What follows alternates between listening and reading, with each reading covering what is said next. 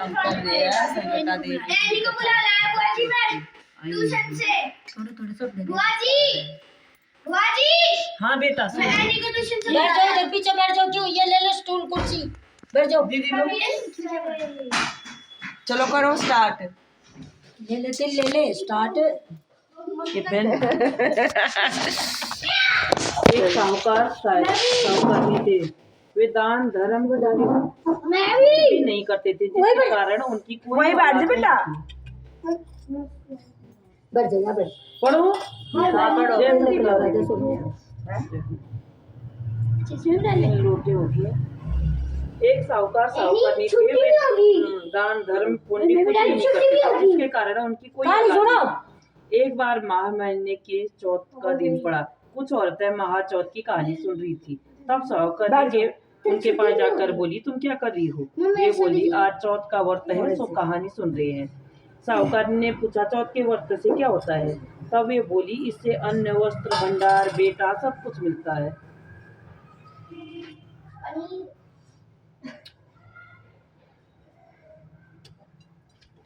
अपने हाथ में तब रखो साहूकार ने बोली, अगर मैं नहाई रह जाऊंगी तो सवा शेर का तिलकुटा करूंगी और चौथ का व्रत करूंगी।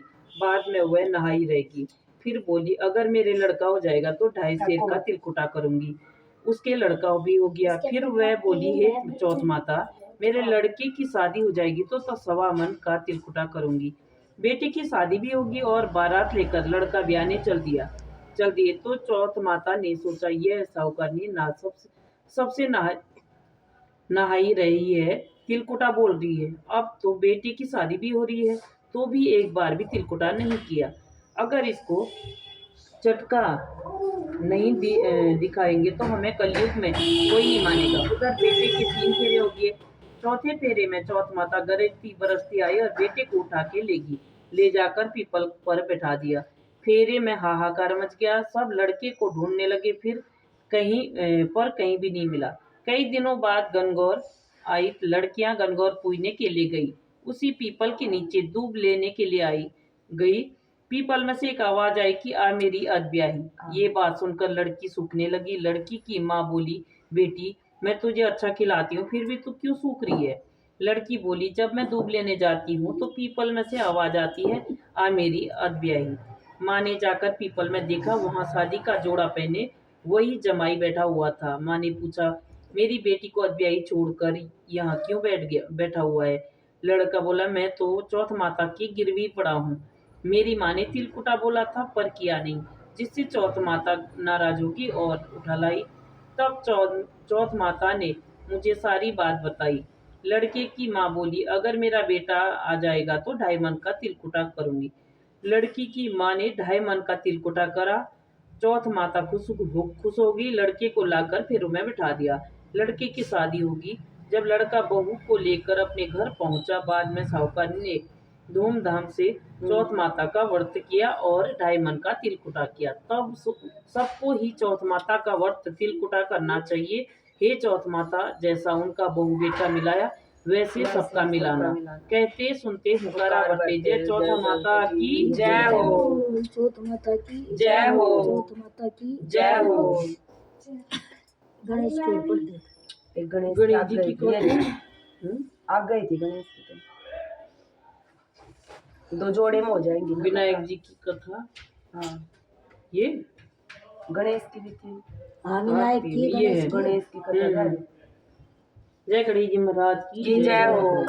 एक बुढ़िया माई थी, मिट्टी के गणेश जी की पूजा करती थी। रोज बनाए रोज गल जाए। एक सेठ का मकान बन रहा था। वो बोली, पत्थर का गणेश बना दो। मिस्त्री बोली, जितने हम तेरा पत्थर का गणेश गढ़ेंगे उतने में अपनी दीवार ना चिल्लेंगे।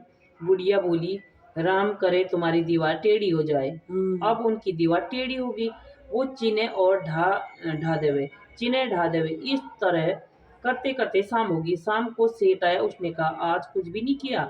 वो कहने लगे, एक बुढ़िया आई थी, वो कह रही थी, तुम्हारी दीवार मेरा पत्थर गणेश का गढ़ दो। तो हमने नहीं गढ़ा। उसने कहा, तुम्हारी दीवार टेढ़ी हो जाए। सेठ ने बुढ़िया बुलाई। सेठ ने कहा, हम तेरा सोने का गणेश गढ़ देंगे, हमारी दीवार सीधी कर दो। सेठ ने बुढ़िया को सोने का गणेश गढ़ा दिया। सेठ की दीवार सीधी होगी। जैसे सेठ की दीवार सीधी की वैसी सबकी करना, कहते सुनते हुकारा भरते की। जय गणेश जी महाराज की जय हो। विनायक जी महाराज की भी बोलनी है। ना बस दो होगी। छोटा सा दे दे पत्ते समझ ले डूब रहेगी रानी। गिल्ला पानी गिर गया ठंडा लग गया अब डाल दो होगी बस। हाँ ये इसमें सारे लोटे में डाल लोटे दे। में डाल दो। मेरी तो चुनिन्ना बन रही है डूब बोल गया रानी। कर ली तो काढ़ी बांध ले इसमें। होगी बात। चाय बना दे सूप लेगी मुझे।